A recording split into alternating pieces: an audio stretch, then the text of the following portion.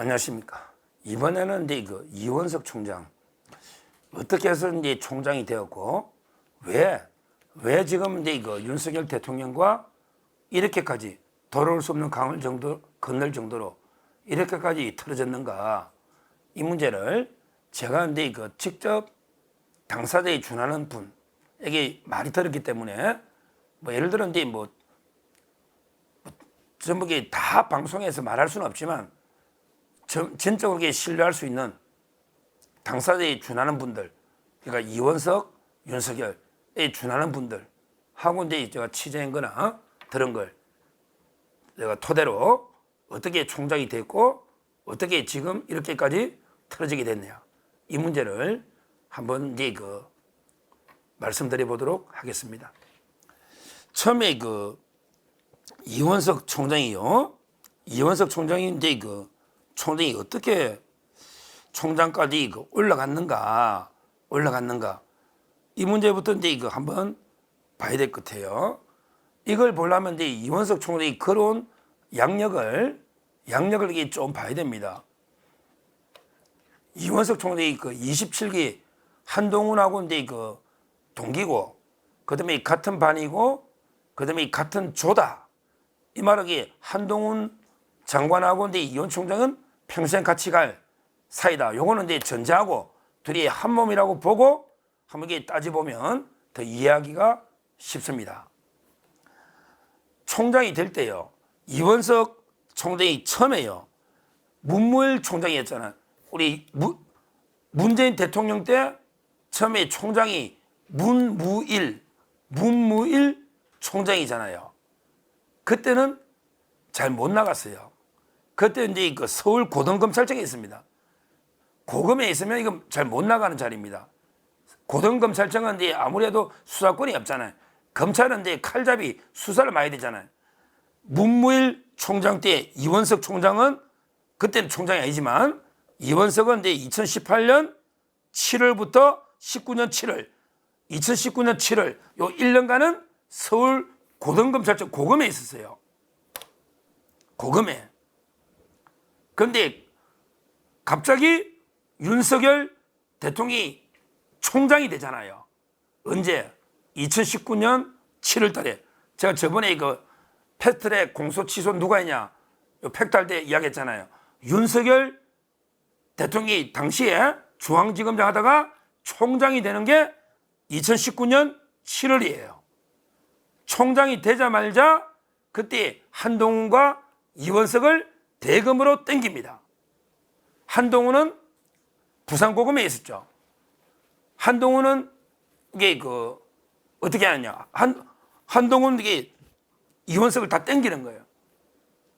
그래서 이제 대검찰청의 기획조정부장이 되는 조정부장. 그다음에 한동훈은 부산고검은 나중이고, 한동훈은 이제 반부패 부장이 되잖아요. 다 알잖아요. 그 횡단보도만 건너면 되는 거죠. 횡단보도만. 따라서 이제 2019년 7월에 윤석열 총장이 되면서 이원석을 대검의 기획조정부장, 이게 이제 총장의 머리거든요. 한동훈은 이제 반부패 부장이죠. 반부패 부장. 2019년에 총장 될 때. 그다음에 이원석은 이제 기획조정부장으로 땡긴다. 이 말은 이제 그만큼 챙겨준 거죠. 총장 때. 그리고 이제 추미애가 들었잖아요. 그리고 이제 2020년 1월 2일 날 추미애 장관이 됐잖아요. 추미애 장관이. 그때 했잖아요. 그때 이제 패트랙 기소하고 막 이럴 때. 그 추미애 장관이 2020년 1월 달 될 때 다 기한 가는데, 그때 한동훈 반부패 부장은 부산고검으로 가고요. 그 다음에 이원석은 수원고등검찰청으로 기한 갑니다. 차장검사. 둘 다 차장이죠. 그러니까 다시 정리해보면 윤석열 대통령이 총장할 때 기획조정부장으로 요직 가고, 그 다음에 추미애가 들어서서 윤석열 사단을 해체할 때 수원고등검찰청의 차장으로 자천을 갑니다. 자천을. 한동훈도 자천 가고 운명을 같이 하는 거예요. 그리고요, 그리고 나서 이제 제주지검장을 하다가요, 제주지검장. 그리고 이제 정권이 바뀌잖아요. 2022년에 5월 달에 정권이 이제 바뀌었잖아요. 윤석열 정권. 바뀌면서 일약 대검 차장으로 영전하는 거죠. 여기까지입니다. 그러니까 이원석과 윤석열 대통령의 관계를 보면 원래 문무일 때는 못 나가다가 고금에 있다가 서울, 윤 대통령이 총장이 되면서 기획조정부장으로 요직으로 왔다가 다시 추미애가 들어서면서 수원고검으로 기양 갔다가 제주지검도 또 이게 기양 갔다가 기양이죠 뭐. 그리고 나서 이제 그 정권이 바뀌면서 대검의 차장검사로 온다. 2022년 5월 달에 대검 차장이 되는 거예요. 자, 차장 되고 나서 이제 총장 인사가 있는 거예요. 근데 결과적으로 이원석 총장이 대검 차장 몇 달마다가 9월 달에 총장이 되거든요. 자, 그때 총장 후보자들이 많았습니다. 윤석열 대통령이 23기잖아요. 23기도 이제 강남일 차장부터 많은 사람들이 있었고, 그 다음에 뭐 25기, 6기 뭐 많을 거 아닙니까? 그래서 지금은 이제 그 제가 쭉 취재한 바로는 뭐 윤석열 대통령과 이원석 총장이 친하기는 했을 거예요. 5손가락 든다니까. 5손가락. 그건 중앙일보의 기사입니다. 5손가락. 뭐 이게 그때는 한동훈이가 이게 첫 손가락인지 모르죠. 그때는 한동훈이 첫 손가락이겠죠. 왜냐하면 이게 반부패 부장하고 뭐 이게 쭉 했으니. 그러니까 이제 그 아마 이제 그 장관은 한동훈 위원장을 시키려고 했던 것 같아요. 요거는 대통령의 뜻입니다. 대통령이 참 한동훈 위원장 잘 챙기는 거 제가 직접 본 적도 있습니다. 제가 밝힐 수는 없지만 윤석열 총장 할 때 제가 직접 뵌 적이 있어요. 그때 한동훈 참 이게 좋게 이야기하면서 전화까지 제가 들은 적도 있습니다. 여기까지는 이게 밝혀야 될 것 같아요, 방송에. 그만큼 눈에 넣어도 아프지 않을 그게 빈말 아닙니다. 아마 김건희 여사나 윤석열 대통령이 한동훈은 엄청나게 챙긴 겁니다. 그러니까 배신감이 더 들 수도 있죠. 근데 그때 법무부 장관은 아마 이게 그냥 고민 없이 한동훈이다. 파격적으로 시킨 거죠. 근데 이원석 총장은 아마 이게 5손가락을 든다. 이렇게 제가 보면 바로 두 번째 손가락까지는 아니지 않은가. 또 이게 너무 이제 그러다 보니까 파격적으로 둘 다 27기 이러다 보니까 이제 좀 고민했을 거예요. 그래서 이제 아마 다른 쪽으로 이게 더 고민을 많이 했다. 이런 이제 평가가 많습니다. 근데 뭐 그때 저도 총장 방송을 엄청나게 했거든요. 그때 저도 한동훈하고 상당히 사이가 좋았고, 제가 이게 총장 윤석열 대통령도 제 방송 많이 보고 좋았고, 그러다 보니까 저도 계속 방송에서 이원석밖에 없다. 왜? 그때 제가 생각하기로는 파격적으로 물갈이 해버리자. 문재인 때 나가던 검사들 싹쓸이하고 27기 총장으로 밑으로 가자. 이래서 저도 이원석 제가 방송을 엄청나게 했습니다. 요즘 이게 거의 뭐 심우정이 띄우듯이 심우정이 그만큼 이게 제가 방송을 많이 했는데 뭐 제 방송에 영향도 있었는지 없었는지 그건 모르겠지만 중요한 거는 그때 그 대통령이 총장 다른 사람 많이 고민했는데 한동훈 장관이 무조건 이원석이라 된다. 한동훈 장관이 강력하게 이원석을 고집하니 그때 뭐 한동훈 위원장하고 윤석열 대통령이 워낙 사이 좋을 때고 그러다 보니까 또 이게 뭐 이원석 총장이 아주 나쁜 사이는 아니잖아요. 그러다 보니까 총장이 된 거죠. 그래서 정리하면 이게 한동훈 장관은 윤석열 대통령이 바로 망설임 없이 법무부 장관 지명했고 이원석 총장은 오히려 이게 다른 총장 쪽으로 조금 이게 고민이 있었는데 한동훈 장관이 재청권자니까 이분이 이원석과 연수원 동기뿐만 아니라 같은 반에서 같은 조로 워낙 친하게 하나의 운명처럼 이러다 보니까 이게 강력하게 청구해서 임명됐다. 이게 첫째 임명의 배경이다. 이렇게 보시면 되겠습니다. 자, 그러면 이제 왜 사회가 갑자기 이렇게까지 틀어졌나? 이렇게까지 사회가 이게 점점 제가 이제 그 취재반 가장 처음에 가장 결정적인 계기는요. 조금씩 갈등이 있겠죠. 뭐 마음에 안 들 수도 있죠, 라는 게. 근데 가장 결정적인 거는 한상혁 방통위원장이다. 이거는 이제 확실합니다. 이거는 뭐 제 당사자의 준하는 분한테 들었기 때문에 한상혁 방통위원장이 엄청난 이게 범죄 혐의로 구속영장까지 청구가 됐잖아요. 그러면 근데 법원에서 구속영장 기각했단 말이에요. 그러면 이게 검찰은 어떻게 합니까? 옛날에 박영수 특검 봤죠? 한 번 기각된다고 검찰이 포기합니까? 한 번에 기각되면 기각 이유를 잘 분석해서 보완 수사를 해가지고 또 이게 영장을 청구하는, 이게 옛날에 정유라 씨도 그랬잖아. 2번이나. 그때 이원석 특수부장 아닙니까? 정유라 씨. 한 번 기각되면 또 청구하고 또 청구하고 했잖아. 다. 이재용도 그랬잖아. 삼성그룹의 이재용도 영장 처음에 기각됐다니까요. 그때 기각되는 날 제가 조선일보에 칼럼을 썼잖아. 조선일보에. 그때 영장 기각해야 된다. 제가 이게 뭐 삼성에 받은 건 없어요. 뭐 아는 분이 핸드폰 하나 주던데, 그 오래전 이야기니까 그 하나 핸드폰 하나 뭐 선물 받은 거 아무 전 받지 않고 저 조선일보에 칼럼 쓴 적이 있습니다. 그러니까 영장을 재청구하는 게 맞는데 한상혁을 영장 기각됐는데 그냥 불구속으로 기소해버렸잖아요. 이거 도저히 저는 지금도 납득이 안 돼요. 한상혁이 흉악한 자거든요. 방통위원장. 북부지검에 이원수 총이 한 번 기각됐다고 바로 불구속해버렸다니까? 이해가 안 되잖아. 이해가. 특히 검찰총장 출신 윤석열 대통령이 볼 때는 이해가 안 되잖아. 그때부터 야, 이원석이 왜 이래? 그때부터 이게 많이 결정적으로 터진 거예요. 그리고 이제 터진 게 두 번째가 이재명입니다. 그래, 이재명이도 마찬가지야. 한 번은 유창훈이가 기각할 수 있지. 유창훈이가 기각할 수 있죠. 근데 왜 재청구 안 합니까?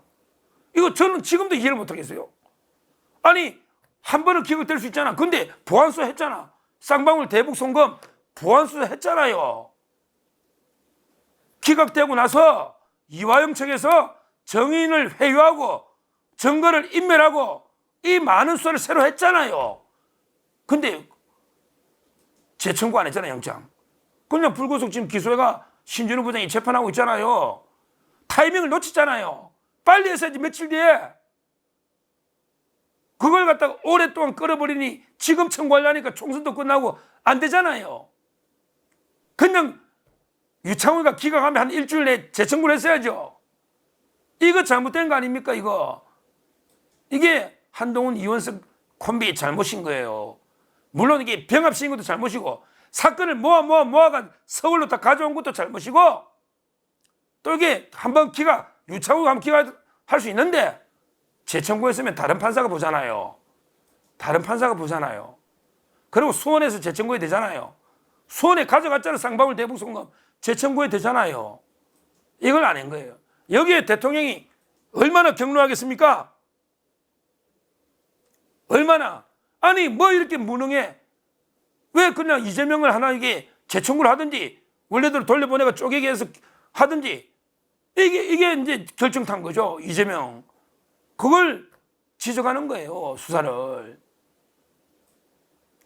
그리고 이제 그 마지막에 이제 뭐 김건희 여사 종결을 안 시키잖아요. 아무것도 아닌 파우치 300만 원짜리 던져놓고 한 거 이걸 끝까지 키우지 않습니까? 임기까지. 아무것도 아닌 게 종결하면 되는데 이걸 굳이 검찰청으로 다 이게 공개로 소환해야 된다. 이렇게 하잖아요. 이거야말로 이게 뭡니까? 이거 정면으로. 야, 진짜 이게 저도 인간 관계에 해가 되는 거 아닙니까? 야, 뭐 이게 인간적인 배신을 떠나서 법논리적으로 맞습니까? 법논리적으로 이원 총장, 문재인은 소환 하나 못하고 김정수에도 소환 하나 못하고 아무것도 눈치 보면서 그래 김건희 여사만 3명 더 보내가 전담팀 만들고 굳이 검찰청으로 소환해서 망신 주고 이게 맞습니까? 검찰청 소환 소문나면 개딸들이 다 몰려들겠지. 유튜브들도 다 몰려들겠지. 그러면서 이게 줄리 구속해라 난리치겠지. 이 모습 보려고 하는 겁니까? 이원 총장? 이게 결정적으로 저는 틀어진 배경이다. 이거는 이게 제가 취재한 내용인데 거의 믿을 수 있을 겁니다. 한상혁부터 이재명, 그 다음에 김건희 여사까지 지금 이제 이원석 총장이 보인 행태, 거기에 문재인까지, 문재인에 대해서는 뭐 대통령도 이게 조금 부담스러운지 모르겠어요. 제가 문재인은 이야기 안 하잖아요.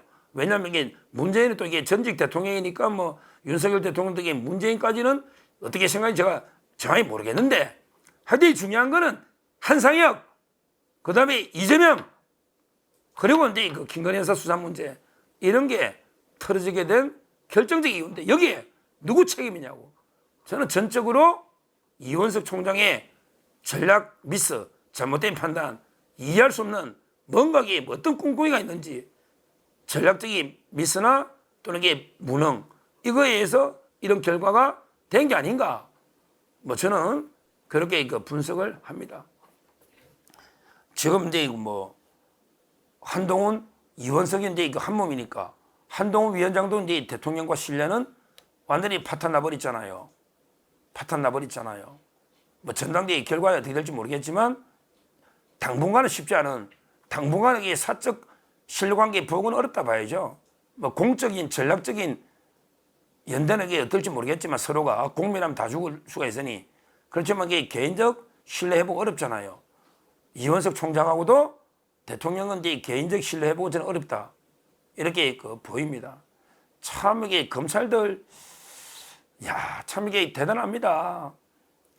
진짜 어떻게 보면 이게 윤석열 대통령 초창기 잘 힘있고 이럴 때는 아니 그냥 수사도 안 하고 이게 뭉개고 있다가 좀 이게 그 자기가 임기 끝나가고 대통령이 좀 중반으로 계속하면 또 이게 무릎뜯기 시작하고 항상 이랬잖아요. 우리 검찰이 항상 이랬잖아요. 이제 와서는 이게 뭐 대단한 성역 특기 없는 것처럼 하지만 그게 본질은 수사를 했다는 게 더 중요하거든요. 했다는 게. 참 저는 이원석 총장 보면서 여러 가지 많은 회의가 듭니다. 회의가 들어요. 인간적으로도 이게 그 회의가 들고 그다음에 이 검찰 수장으로서 과연 이게 제대로 수사를 했나 이런 데 대해서도 상당히 그 의문이 듭니다.